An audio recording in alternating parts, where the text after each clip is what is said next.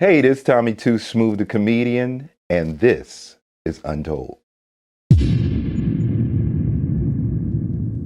We got Tommy Too Smoov in the building on Untold. What's up, y'all? What's going on, big What's time? happening, family? So, basically, what you been up to?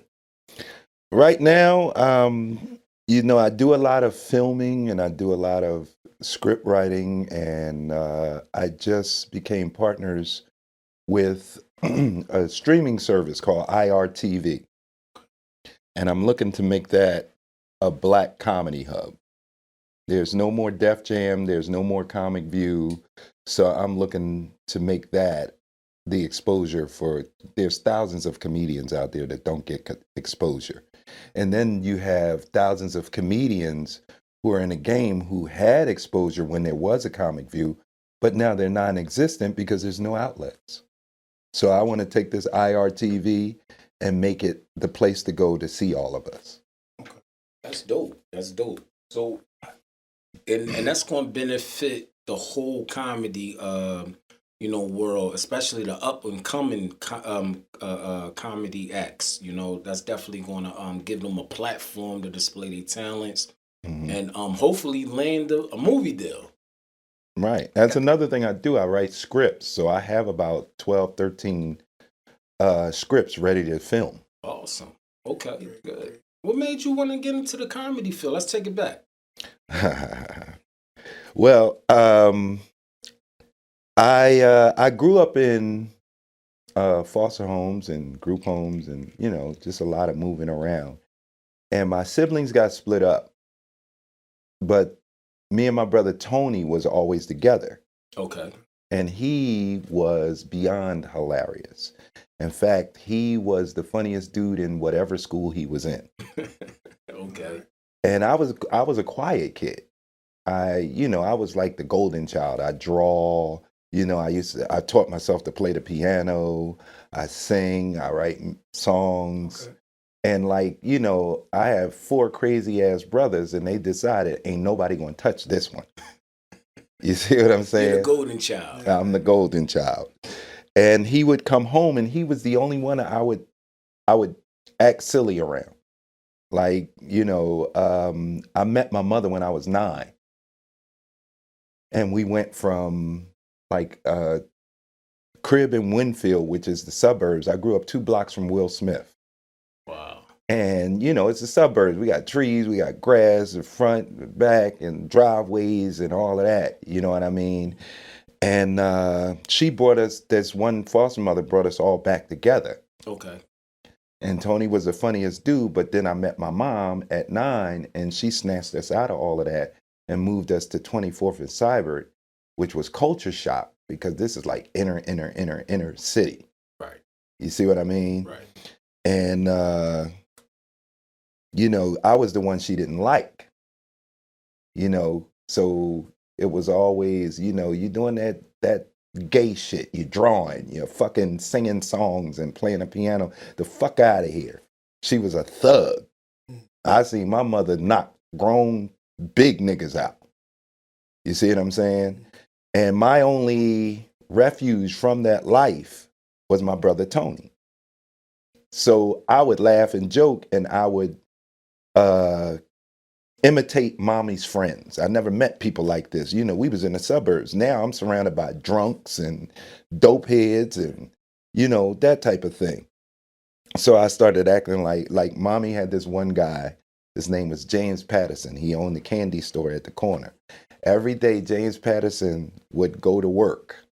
And he had a nice blazer like I'm wearing, you know what I mean? Some slacks, a nice attaché, like little briefcase, and clean shaved. And he would pass out candy from the store to the kids, give them quarters to buy little snacks in school. Man, come 5 o'clock, this man stumbling down the street, briefcase hanging open, his blazer hanging half off one of his shoulders. He grew a 5 o'clock shadow. He smelt like the bar. He cussed the same kids he just gave candy to 5-6 hours ago. He cussing them, get your fucking ass the fuck out the street. Tell your mother, give me my motherfucking money. Same dude. So I would imitate him to Tony. And now Tony is the funniest dude ever. And I can make him laugh. So that was the big thing, that I can make the funniest dude in school laugh. He just so happens to be my brother. You know what I mean? And that's what started it. And then I would pick somebody else. My mom had a girlfriend who was feisty, and I took her image and mixed it with my sister's mother-in-law, Beulah Mae Croswell, and created this character called Lula Mae Parker. And Lula Mae Parker became my most famous character. You see what I mean? This was before Big Mama's House, before Medea, before any of that. This is like this was even before then. We talking like mid to early 80s. I was doing this crazy stuff. And I would take socks and do puppet shows for my brothers. Everybody had their own person. Every sock had their own personality. If it was a dark sock, it was, a nigga. If it was a lighter sock, he's a little more proper. So I would do this whole show, it'd be Bruno and Chicky, and they'd be arguing over something as frivolous as who drank the last drink, By the time I was maybe 12, 13, my mother had disappeared again. And we wound up back in a group home. And then my foster mother that brought us all together found out and grabbed me and Tony and brought us back into the foster home. You see what I mean?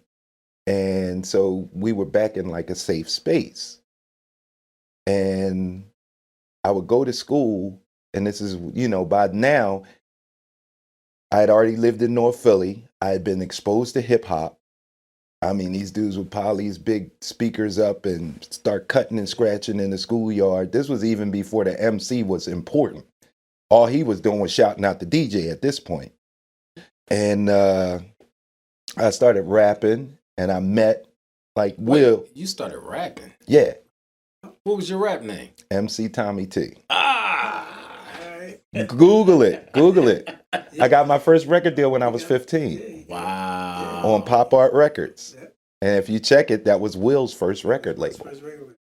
You know what I'm saying? And, I would rap with Will. Me and Will became pretty good friends over one summer. I would go over to his house, loved his mom, His sister Ellen was cool with me. Harry kind of stayed to himself. You know what I mean? But we had the same DJ Groove. He just passed away this year. God rest his soul. And like, I started rapping at house parties and stuff like that. I saw this one crew at the Wynn Ballroom, Poison Clan Nation Band or something like that. And I saw them and thought, I'm better than these dudes. I was writing rhymes, but I would never say them for anybody but Tony, And once I saw them, I'm like, and they're getting paid for this? Oh, hell no. So little by little, I started letting my rhymes out. And my brother became my biggest cheerleader. When I say we couldn't meet anybody without him telling them, my brother's funny, but he can rap. And everybody, oh, he can rap. Let's hear him. Well, you know how it is. Let's get some bars. And I was a silly dude. So my rhymes wasn't like, Rock the Bells or, all the hard stuff they was putting out in Schoolie D with PSK and MC Breeze. Well, I will say this. MC Breeze was the one that showed me. He was my hero. He showed me that you can be silly and still rap. This was even before Slick Rick. He came out with this cut called Discombobulator Boobulator. And then he had the nerve to live like 6 blocks from me. So, I'm like, wow, I hunted him down and watched him for years. I would go to the house parties. He was with B-Force. And I would just, wherever they was, I was trying to get to see this dude because this record was amazing to me. So, all my rhymes was silly. I wrote rhymes like, homie, Homie owe me. You act like you don't know me. You want to get like that, pay back them dividends you owe me. My homie, now you're trying to duck and dodge me. Word to the homies is you beat me up and rob me. Like you could break me down like a cowardly lion and leave me on a corner whiffle sniffling and crying. And everywhere I go, I can tell you was there, as I can see the danger floating from your hair. Don't you try to deny. Don't break down and cry. Your card is out without a doubt. And now they know, homie, you's a lie. Dope, man. Alright, Dope. dope.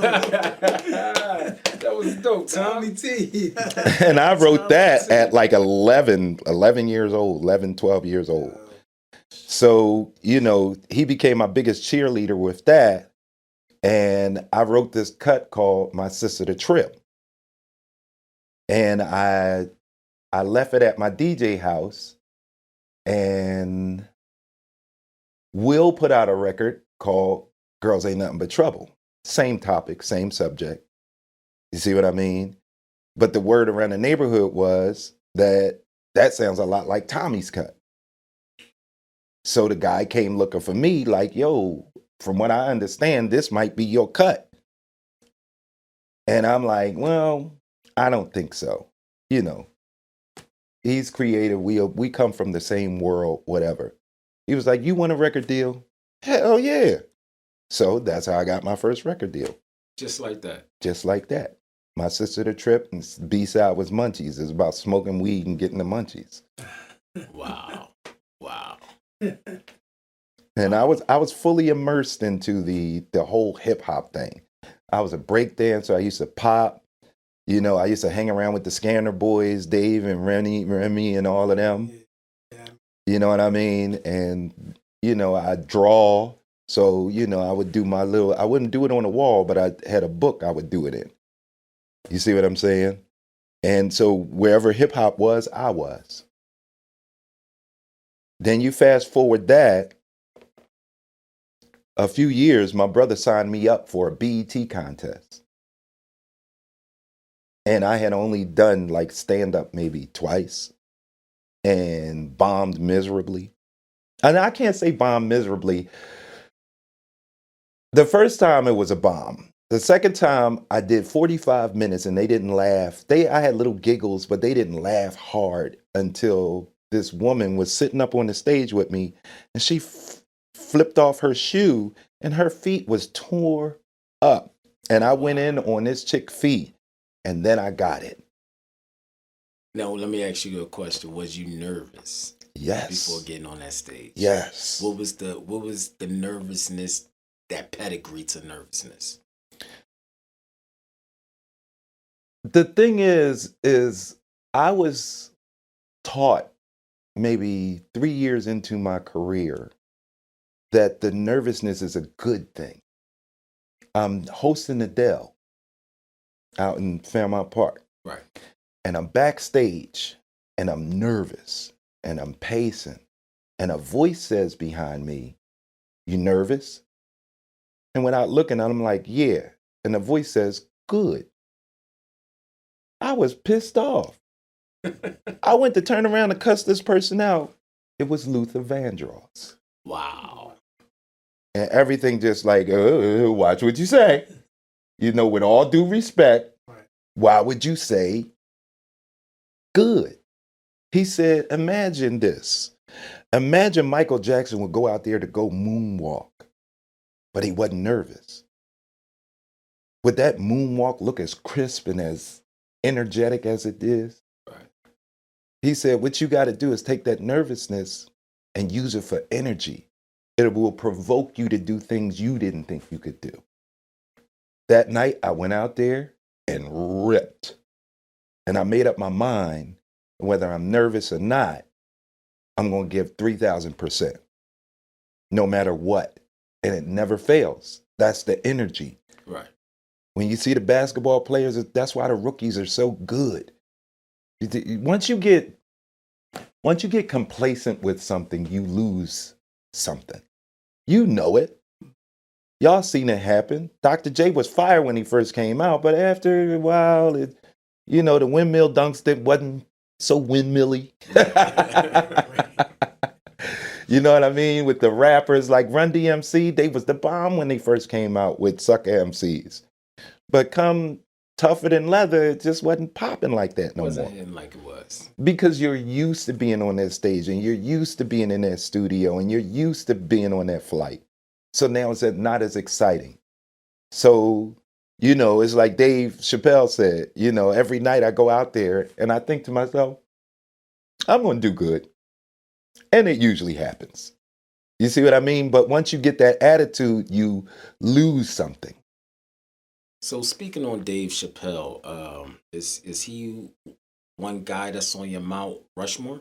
Yes, Okay. definitely. I love me some David Chappelle. That's why I asked you that question. Yes.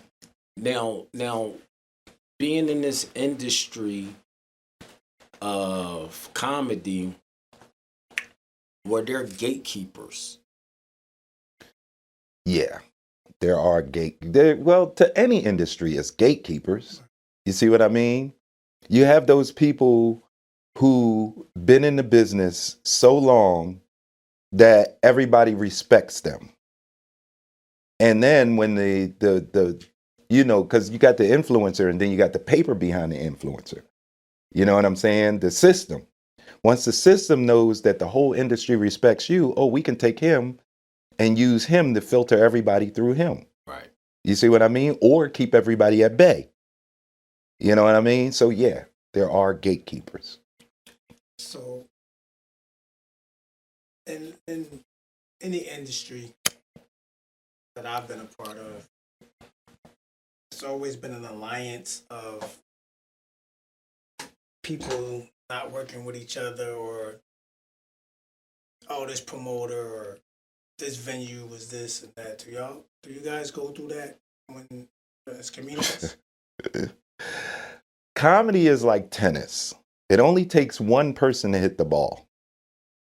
So now you're dealing with a bunch of egos. You see what I mean? Every comedian out there think they are the best. You know what I mean? Whether they are or they're not. They think that they're the best. So you got a lot of competition. You got joke stealing. You got people saying bad things about you. Now, I had a situation with a comedian. We were in a couple of contests together for Budweiser Def Jam. And I won a few of them. And his ego wouldn't let him accept the fact that he got beat. So he started spreading nasty rumors around me. You know what I mean? One of my situations I went through, the reason we got taken away from, well, not taken away from my mother, but we wound up in foster care, was because there was an incident. And I, as a baby, wound up going through a glass table and damaged some nerves in my spine. So you might notice my hands shake a little bit. So fast forward, this guy goes around telling promoters, oh, he's on crack, he's on drugs, he's not funny anymore, he never shows up on time. I even heard somebody say he rapes women. That's some strong accusations. Now, how do you deal with that? Do you kill this dude? Do you beat him up? Bitch ass niggas like that, they fuck around and had the cops on your door. You see what I'm saying? So it's three ways. Talent, the king of comedy, taught me this. He said, in any situation, there's three ways to go about it. You go under it. To go under it is to ignore it. You go right at it, which is confrontational, or you go over it and shut it down. You see what I'm saying? You go and you just show them who you are. Because your reputation is much stronger than what anybody says. So I chose to go over it and just be the best Tommy I could be. A promoter calls me now, well, this person said that you don't, or check my record. I tell you what, go on my social media, pick any flyer you want, call them up and ask them about me. Did I show up on time? Did I do a good job? Was I consistent? And that's the way I battle that. I don't have time to go one-on-one with you. I got my own self to worry about. So yeah, there is a lot of competition. There's a lot of backbiting. You know what I mean? A promoter could call this guy for a show, and this guy just got off the phone with me. Will tell the promoter, "Hey, I don't know how to get in touch with him. I have Really? no idea." Yeah, I had one promoter said he had been asking his host, and I talk to this dude every day and tell him how great I think he has a potential to become. He tells him, "No, don't hire Tommy. He costs too much." For months, he said he did a show once a month. He said for most of the year he had been asking around, and this one kid just kept telling him, "Don't hire Tommy." One day I happened to show up at the show. He asked me to do a guest spot. I got on, ripped the joint down, and he's like, "That guy said you wasn't funny and you would cost too much." And I said, "Well, you can't listen to everybody." So, who were some of the comedians throughout the years that you know that name hold weight in the game still to this day that you stood in this on the same stage with? To me, artists, and not just comedians, but artists are like superheroes. So each one of us have a superpower. We got our own way of getting it done. You know what I mean? Superman can fly and Batman is rich, but they both do the same exact job in their own way. And they get the same results. And it's the same with comedy in particular, art in general. There's thousands of rappers out there, thousands. But there's no difference between DMC and Method Man. They just have different ways of doing it. So when I get on stage, it's my job to observe them, pick up little tabs and tips. I did a little short tour with Bernie Mac, God bless his soul. You know what I mean? I was surprised to find out he was a quiet dude.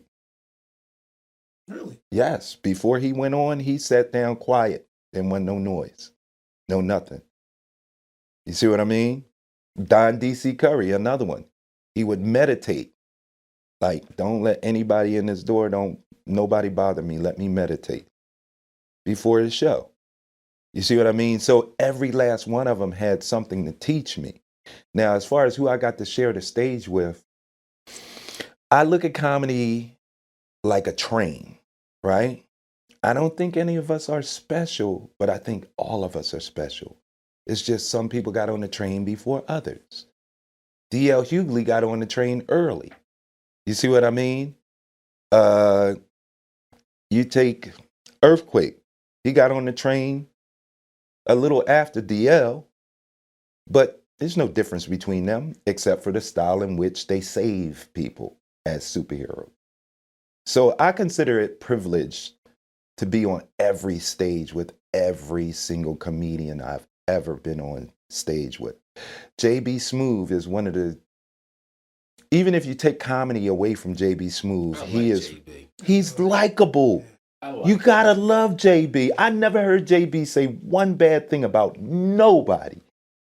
You know, I strive to be more like him, but I can't help but tell the truth. If you ask me, I'm gonna tell the truth. But JB has a way of saying something good about everybody. You see what I mean? Talent, the biggest influence on my comedy career. I don't know if y'all know Talent, Mr. It's Just Comedy. Yes. We just did a show last night. We've been at the Stress Factory together for 18 years now. And he is probably one of the most talented comedians I've ever encountered. Like, I've seen him start a subject backstage and then say, hold on, go out because he's the host and finish the story on stage. And he just made it up. Wow. That's talent right there. That's talent. That's It's talent. just comedy. This guy has been the single most. You find good people and bad people in any situation. When I say I have no idea why this guy took me under his wing the way he did, and did the things for me that he did. I'm very appreciative, but I don't understand why. Because, I'm used to, cats is me, myself, and I. Me. This guy, okay, I'll give you an example.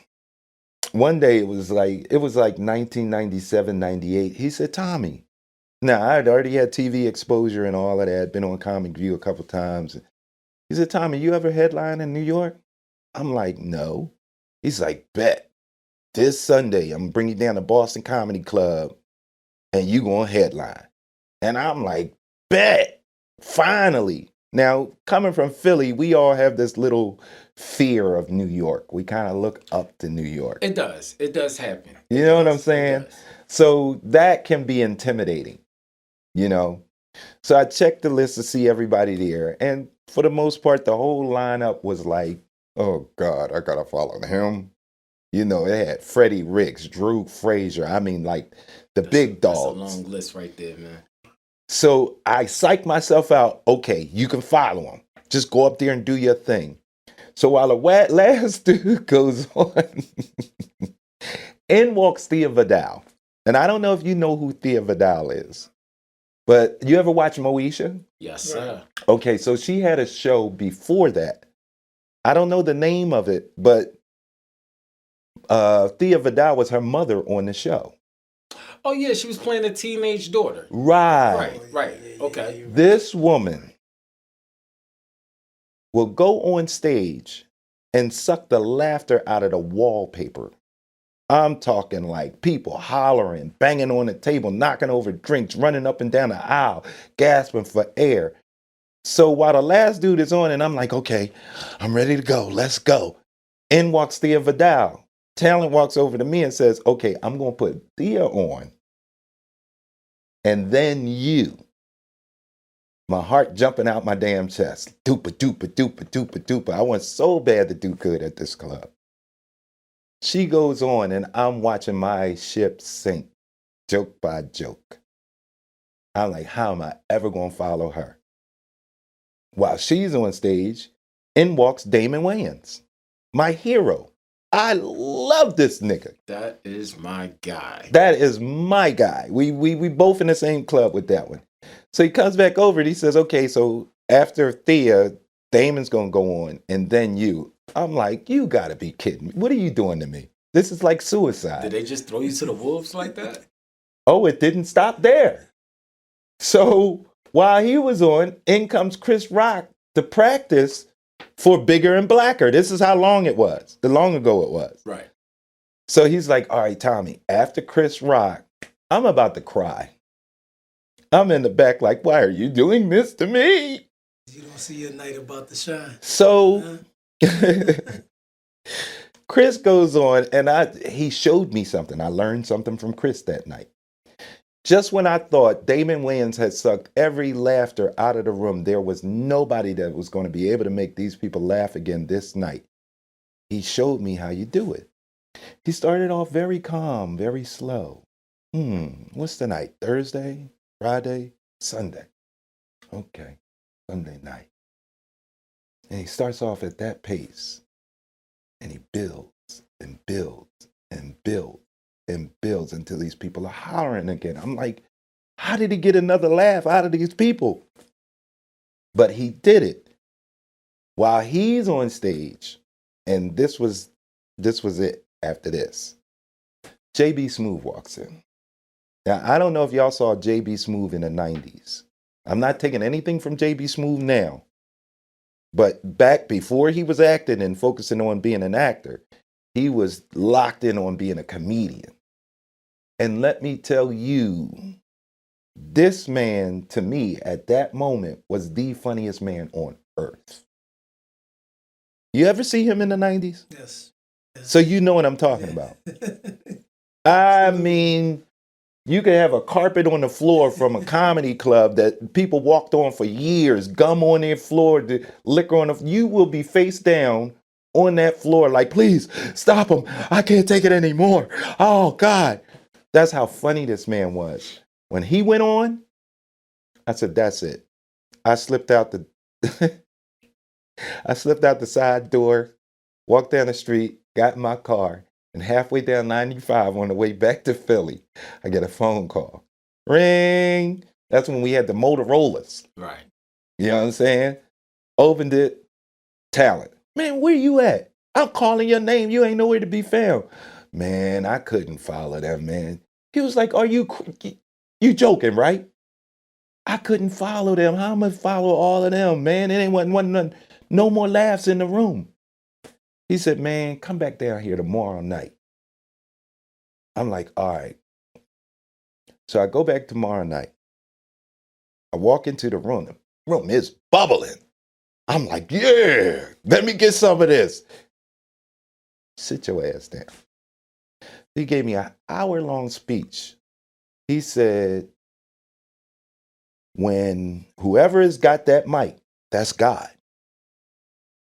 When you get the mic, you're God. You never let what the person before you do intimidate you.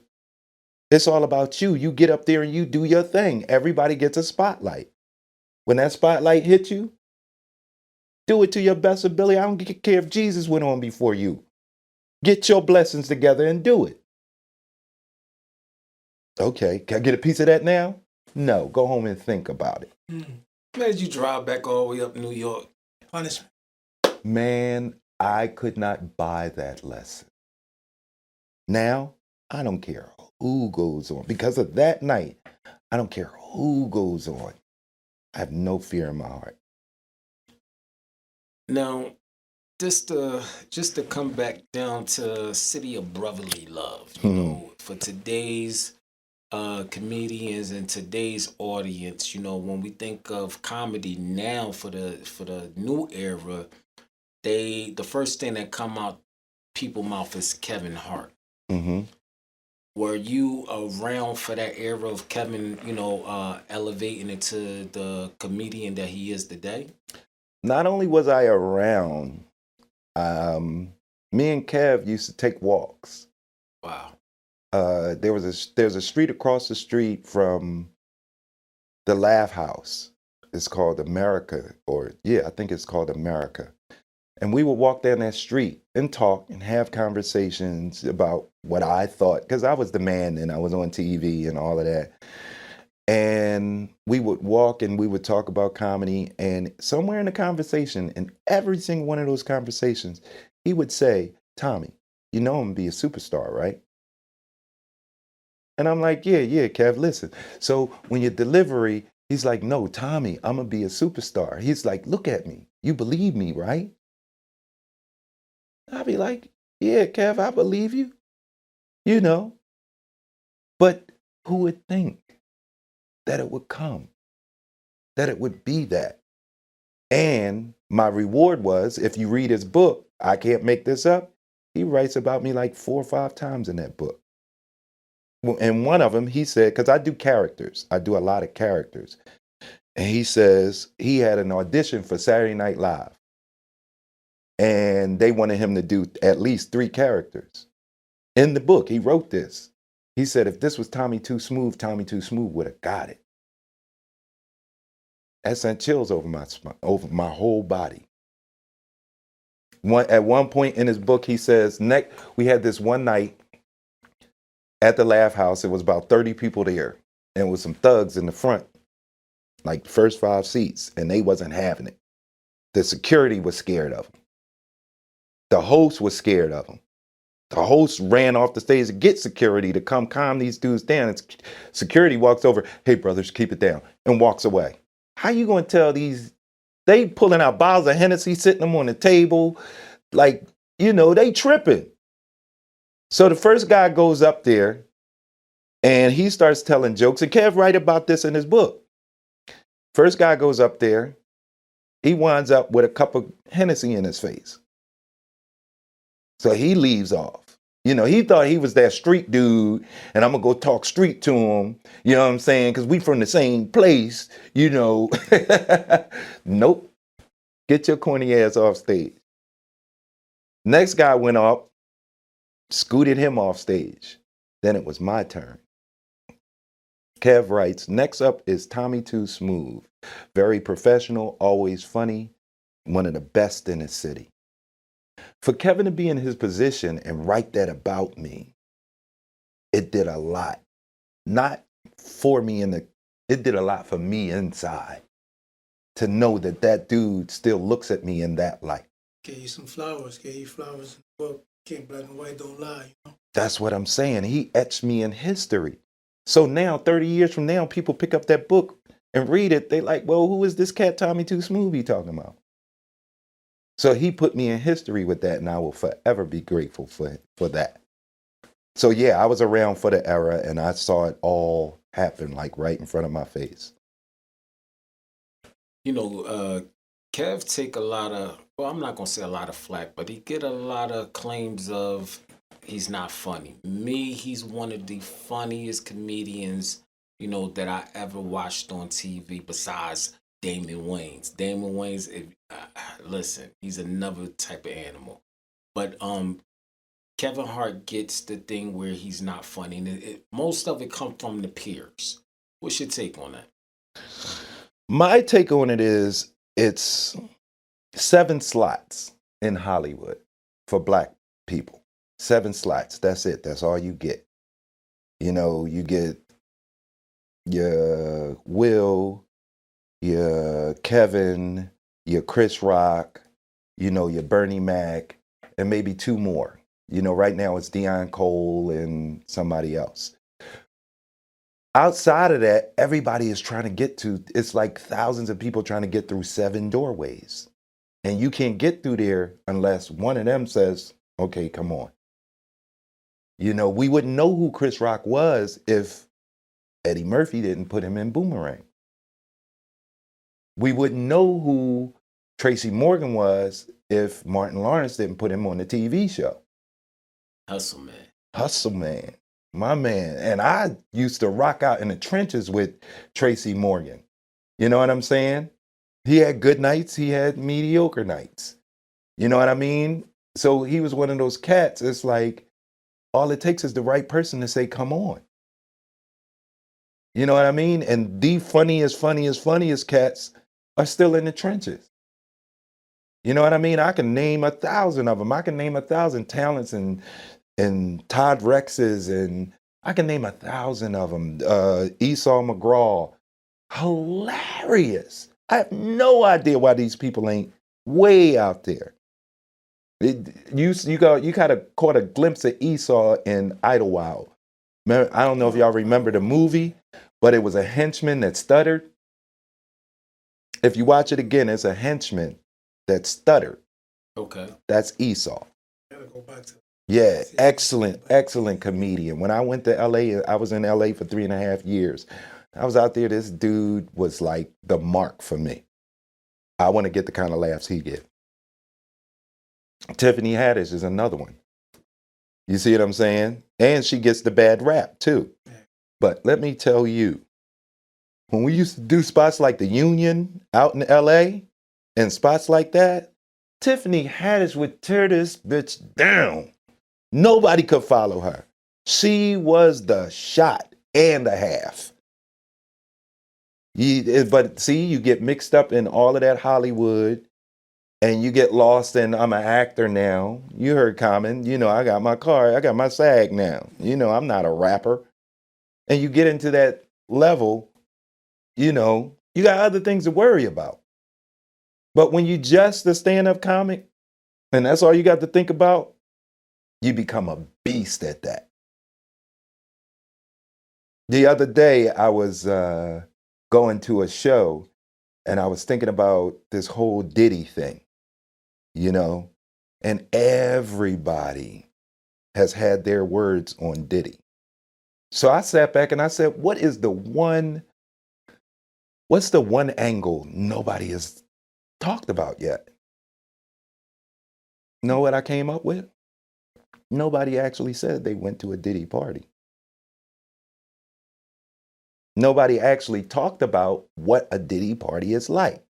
They talk about, oh, it's a freak off and everybody freaking, but nobody talked about what it was like. So I said I heard so much Diddy stuff, I started dreaming about it. And in my dream, I went to the Diddy party. I knew it was a freak off because they pinched my ass in the parking lot. Tom, it wasn't no baby oil there, was it? It was Crisco then. Crisco. I mean, they was cooking in there. And kind of like if people say a freak off, you get these ideas of what you think it is. So I had to think from the other people's point of view, like, what do they think happened in there? When I think of the freak off, I think of the Greek picnic. Right. I don't. That word doesn't put a damper on, on my brain saying, okay, this is wrong, this is crazy, this is to, a high level of sexual party and things like that. I think of the Greek picnic. And you know how many babies came out of the Greek picnic? Oh, man, I remember. You know how many chicks named their kids Greek picnic because that was their daddy? They don't know who the daddy was, so they just named the kid this one Greek and this one picnic. But I say this. I don't advocate drug use unless it's weed. Anything other than a plant that comes out the ground, and you just smoke that, I can't mess with it. But if you're in Hollywood and you're amongst the elite and you got to sign a piece of paper to be there, you know what it's hitting for. Facts. Who didn't know what was going to happen at a Diddy party? Especially when he says at a certain time, all the kids got to go to sleep, got to go away. Why the kids got to go away? It's about to jump off adult style. Now, if you stayed after that, you curious about what's going on. Now, how do you feel about this Diddy case? I think it's deeper than what's going on. One thing that I study a lot, and one thing I know is that we see them as actors, but when you got that much money, it ain't just acting. You're into a lot of shit. You know what I mean? Investments. Some of them deal with the mob. You know what I mean? Everybody, you're worth $200 and something million. Oh, they gonna come at you. You see what I mean? And all deals ain't good deals. And cats will kill you over $50. Now we start talking about 50,000, 100,000. What will they do for you would do to you for $100,000? If they'll kill you for 50, shit, it's people that get killed for $5 out here. So now we talking about $1 million. What will they do to you? Now we talk about $5 million. Shit, $10 million. What will they do? They'll kidnap your goddamn soul. You see what I'm saying? And that's what it's like out here. Everybody sees the image that's being portrayed. A lot of these cats, they get into shit. And it ain't got nothing to do with acting or show business. Now you go to the Diddy party and the situation with him. You know what I mean? Now, from me studying and listening to the stories, from my understanding, it may be true, may not be true, but this is the information I gathered. He had a deal with a liquor company. DeLeon. I didn't say that, y'all. Oh, it's public information. I know, I'm just talking shit. Don't come for Tommy. Yeah. Or us. He had a deal with this company, and he wanted to discontinue this deal that was making them billions of dollars.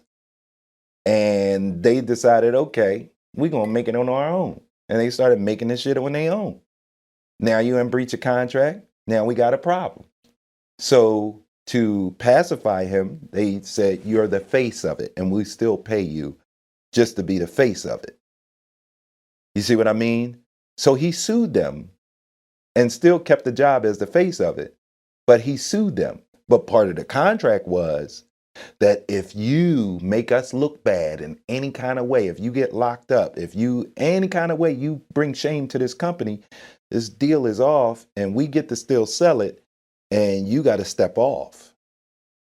So now that he beat him, he won all that money, he's walking around happy.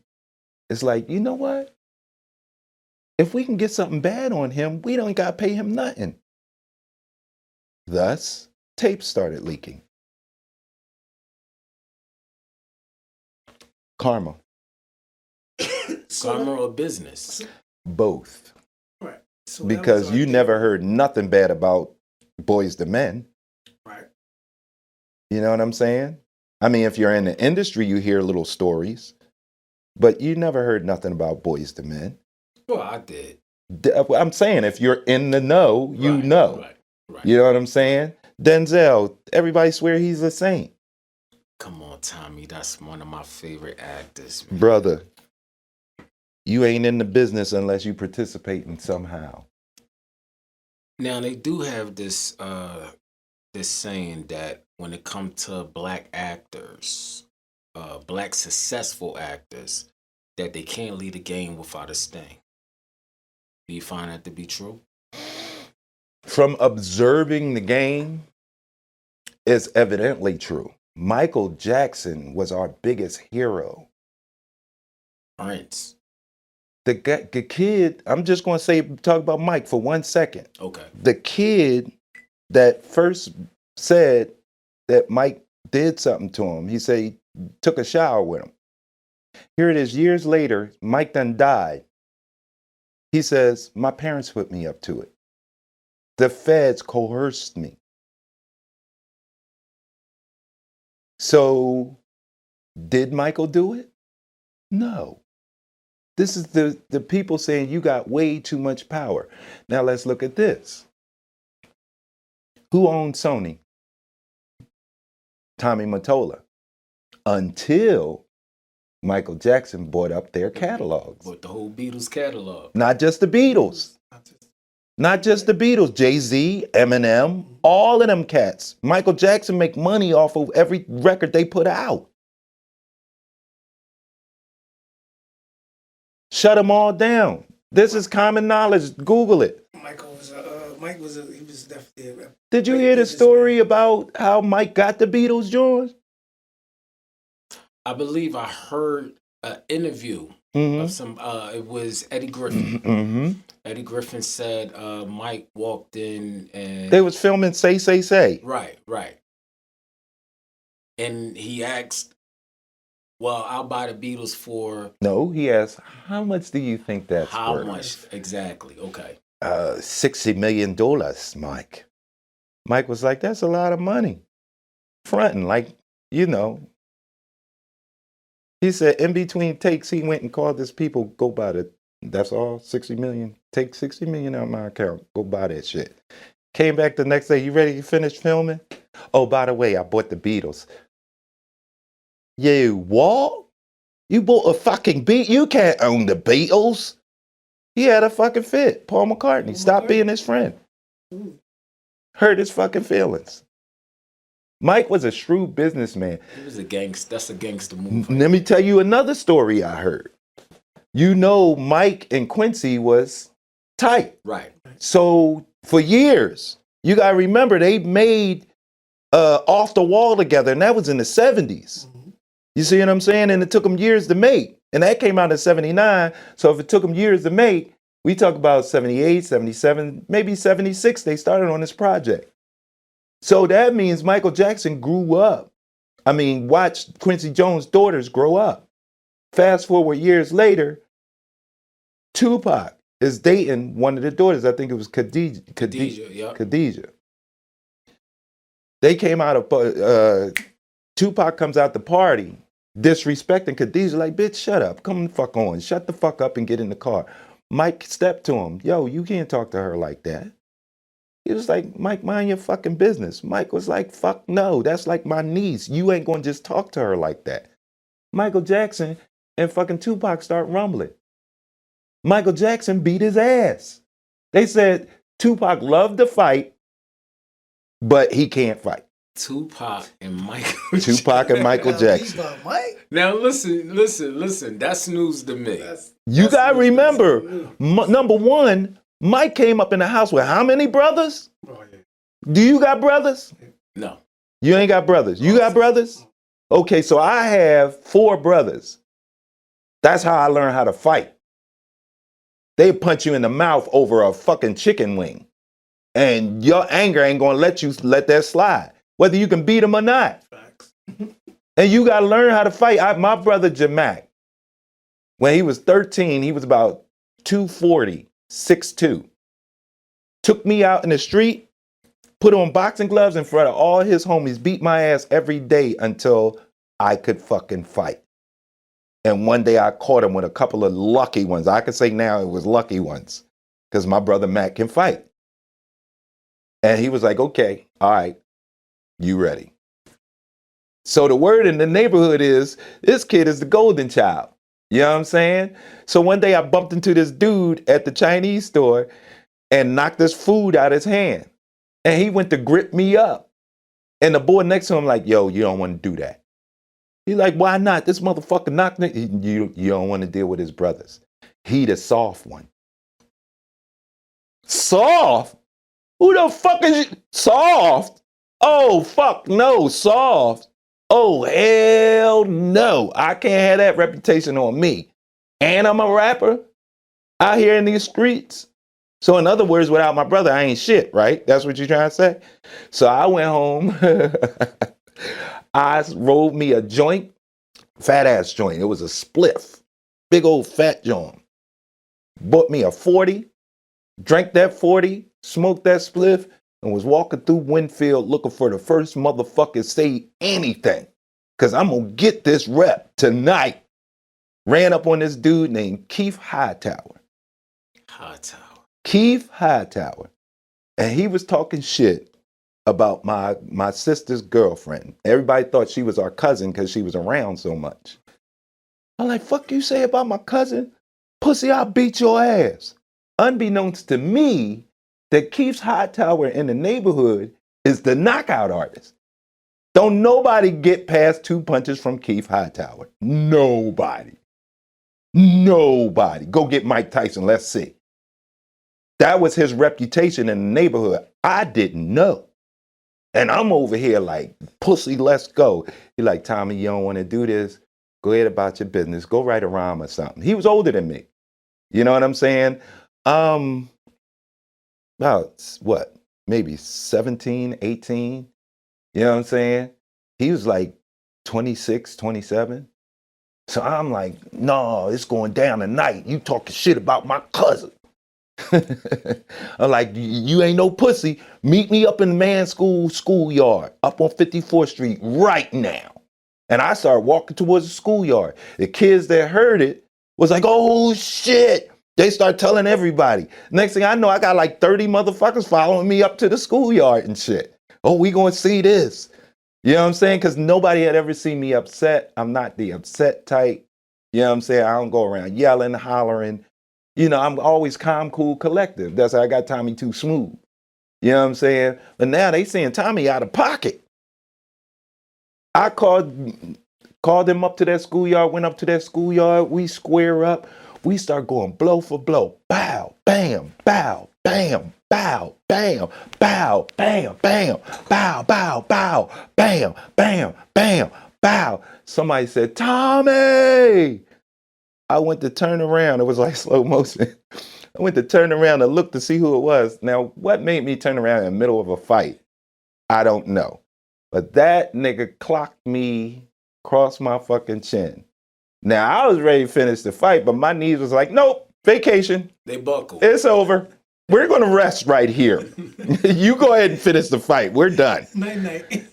I went to fall the fuck on the ground. Before I hit the ground, somebody grabbed me up under my arms, stood me up on my feet, stepped in front of me, hit Keith Hightower, knocked him smooth the fuck out. Hit the dude, his cousin behind him, knocked him smooth the fuck out. Went to hit the other dude. He was like, no, I don't want none. It's my brother Mac. He done fucking cleaned all of this shit up in 3 punches. But he took me home and he said, I'm proud of you. I'm like, wow, the nigga knocked me the fuck down. He said, Tommy, Keith Hightower is known as the knockout artist. Don't nobody go toe-to-toe with him. That's suicide. You went toe-to-toe with him, and not only did you go toe-to-toe with him, you got your blows in. And you ate like 30 of his fucking punches. Nobody could do that. It's like, yeah, I did, didn't I? You motherfucking right. Where Keith at? So Michael Jackson whooped Tupac's butt. Yeah. Oh man, listen. You know what? You know what the people gonna say? They're gonna say, "What in the world? When was this?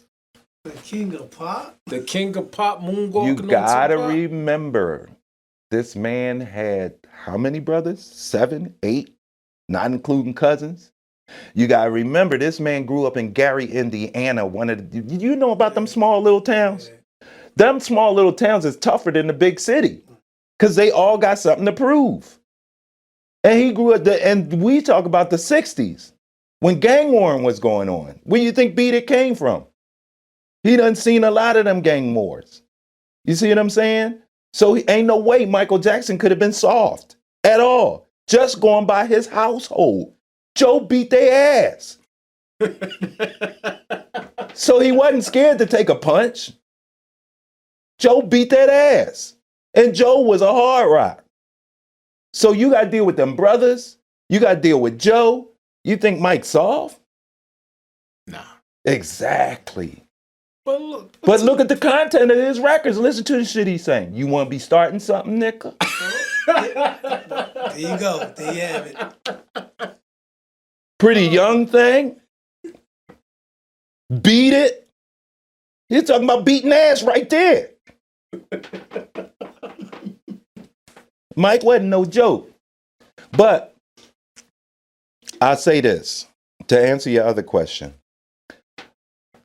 Michael Jackson owned the Beatles, giving him, and a lot of other catalogs, giving him the power, the 51% to make the decisions in Sony. That's right. Do you think R. Kelly went to jail behind them females, them girls? No. No. Why did he go to jail? A lot of it have to do with the music catalogs. Thank you. Thank you. Did you know that Prince he had a vault in his house with all music in it? And his record company tried to say that because you wrote this while you were signed to us, we own all of that. And he's like, no, I made it at my house at my leisure time. It had nothing to do with the contract I have with you. And while he was going through this, he wrote slave on his face, remember? Right. Because Remember that controversy? if you know anything about the record business, what they do to you is they get you to sign up. The most important thing in music is publishing. Publishing says no matter who plays your record, no matter who sings your record, no matter where you may hear the music from, whoever owns the publishing gets paid for that. You see what I'm saying? That's correct. So what they do is they come up to you with more money than you ever seen in your life, $300,000, and they give it to you. Just sign this piece of paper, not knowing that you just signed over all your great grandkids' money. Biggie gave it to Puffy because he was broke and got $200,000. $200,000. You know how good his son could be eating right now if he had never signed that fucking publishing away? Biggie died broke. They had to borrow money to bury him. And you go all the way across the board, all of these cats, and you'll find a deeper story than what was put out into the public. That's why I stopped with the music business. I still write music. I still write rhymes. I still write R&B songs, but they're mine. Right. You know what I mean? If I get the notion, I'll put them all out. No problem. Whether I make nothing off of them, I get pleasure out of writing music. You know what I mean? When I was 13, I met a dude named Michael Jackson. I gave him the name Mike Genius. And he was my DJ. You see what I'm saying? Until this day, we still write music together because it's what we love to do. It's not about you. I don't know whether y'all remember this time or not, but there was a time in the neighborhood, it wasn't about a record deal. It wasn't even about money. You know what rapping was about? Being the baddest motherfucker rapping in your neighborhood. Yep. Yeah. That's it. And shouting out your DJ. That's it. That's it. You was part of a successful crew. That's it. We the shit around here. Wasn't about no record deals or nothing.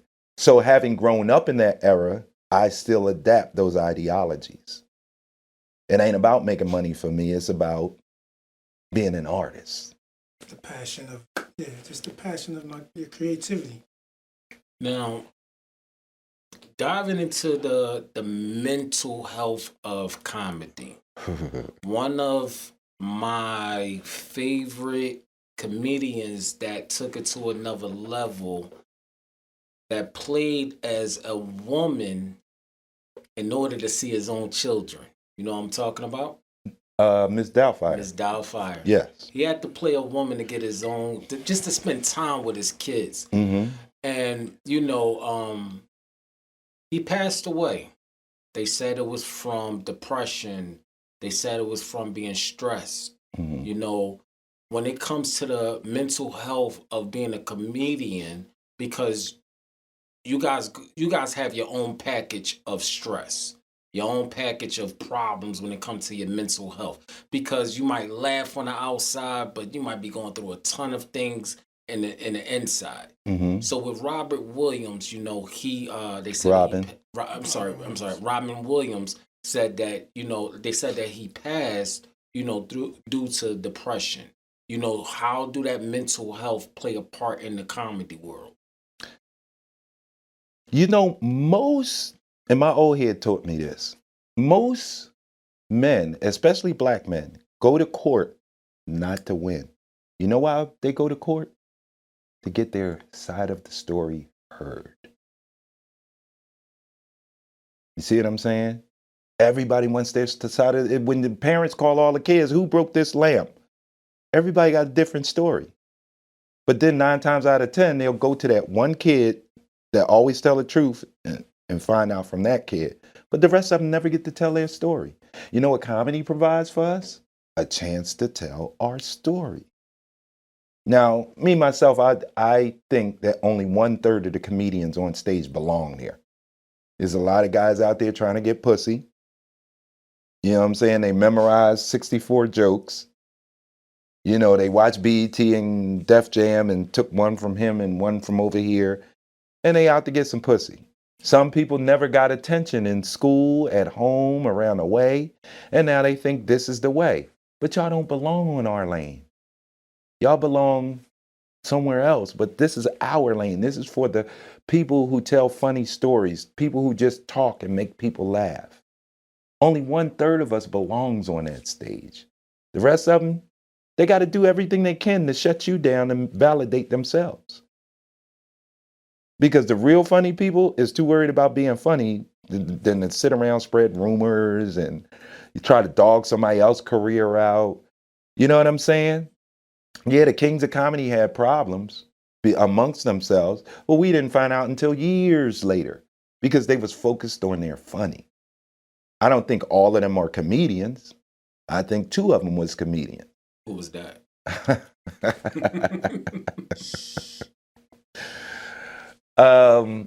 I'll say for one that Bernie Mac is truly a comedian. Now you figure out who the other one is. You know what I'm saying?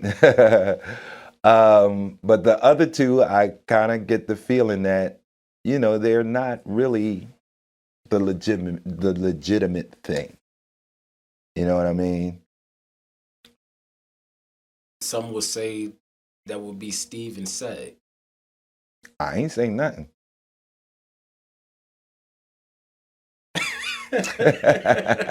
On that note, so getting into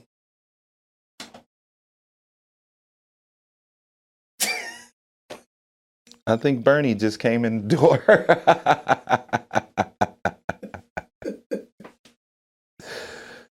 Forgive us here. Oh. Tripping right now. So in this game, you have protege coming out of this, and who are you looking at? Like, Well, next up. There's a lot of them that are next up. The thing is this ain't a game of who's the most talented. You know what I mean? This is a game of who likes you. If the right person says, put him on, he's on. Chris Rock could have been garbage, but because Eddie Murphy said put him on, he was on. You see what I'm saying? A lot of rappers. It's rappers. I respect Hammer's game. I respect his business sense and all of that. But he doesn't have not one song that I could say I remember the lyrics to. The lyrics were dope. Like they blew my mind. You know what I'm saying? Can't touch this. Tell me the lyrics. Oh, I could definitely touch. I could definitely touch bases on that. What's that? What you want? Too legit? Yeah, come on. I rest my case. Now watch this. Watch this. Too legit. Hey, No, not the chorus. I'm talking about the verses, But the rhymes that he was saying. Now watch this. Recite me a Run DMC rhyme. my Adidas. No, not the chorus. Come on. I wear my Adidas every single week. Dun-dun-dun-dun-dun-dun-dun. That's my whole point. If I say Big Daddy Kane, recite one of his joints. Oh, shoot. I'll get raw for you just like a warrior or a samurai. You see what I'm saying? But it was relatable. It was relatable and it was lyrics. It was genius lyrics. Those metaphors was the shit. Fucking even the comedy shit. If I say, give me a Bismarcky rhyme. You. Not the chorus, the rhyme. Oh, that. Shouts to Bismarcky, man. Bismarcky, rest in peace. Yeah. You could recite something from all of these cats. Roxanne Shante, all of them. Shout outs to Roxanne. Before she came out with her Netflix special, I was going to see My Lawyer downtown in Philly, and she was coming out the building. And she told me, we took the picture and everything, we chopped it up, and she said, listen, I'm about to have a hit movie come out, and it's called Roxanne. And me, I'm like, oh, snap, I'm still starstruck because I remember her from back in the day. And what do you know? She came out with the Roxanne movie on Netflix. How about this? Go look up MC Tommy T, New York Philly Rap Connection. She and I were on the same label at the same time. Pop Art. What? And then here it is years later. We backstage. I'm about to tape a HBO special. Who's on the show? Doing comedy. Roxanne Shante. Wow. If it wasn't for COVID, that would have came out. It was the 420 comedy special. Now, just to keep it on the same, in the same neighborhood, but on a different block. You got guys like Country Wayne that didn't go through the steps that you went to get up on the stage and have that name out there. Mm-hmm. He went through the YouTube, the Instagram, the TikTok, and the Vine circuit, where he is now got his own special on Netflix, and now when you think of Country Wayne, he's like out the roof. What do you think about today's comedy process on getting on? First of all, with all due respect to Country Wayne, they're not comedians. They're social media personalities. Okay. He do got a special. It's pretty good. I'm going to explain this to you. He's one of the few that was able to get on the stage and actually be funny. But the majority of them, you take them, give them that mic and put them on the stage, nothing. I'm not going to say who it is, but I did this one show with this cat who had millions of viewers, millions and millions. When we went to the show, packed. All these people came to see this cat. And guess what? He bombed. After that, I went on. I did my little Feliciano Funk that Fernandez, killed the crowd. After the show, I got people tapping me on the shoulder talking about, excuse me, now I've been on TV for years and years and years now. At this point, I had been a comedian over 20 years. people tapping me on the shoulder, excuse me, can you ask him to take a picture with me? He bombed. I killed it. But that's the power of social media. Right. There's an evolution, if you notice, to comedy. The evolution is you go way, way, way, way back to vaudeville. Vaudeville was about, look at the act I can come up with. Vaudeville, you had to sing, dance, rap, rhyme, tell stories, tell jokes, everything. That developed into this thing called stand-up. When vaudeville died, each of those acts got an act that they could do on stage anywhere. It wasn't about props and stages and all of that. You see what I mean? And when that came out, it was, look at the clever stories I can tell. Then that evolved into the Bill Cosby's, the Dick Gregory's. And then it became, let me tell you how I see life. After that wave came the Flip Wilsons, and he was the end of that era. But then you had Eddie Murphy. Eddie Murphy was the beginning of a whole new evolution. I don't need no props. I don't need no music. I ain't going to tap dance. I don't need no special guests. I, by myself, can entertain the fuck out of you. And that carried it all the way up to the Chris Rock era. But then a cat came out named Kevin Hart. And Kevin changed the whole genre. And this is why Kevin is so important. Because Kevin said, me, my life, my family members is funny as fuck. And I can prove it. So then it became not how clever a story you can tell, how funny of a joke you can tell. It became, who are you?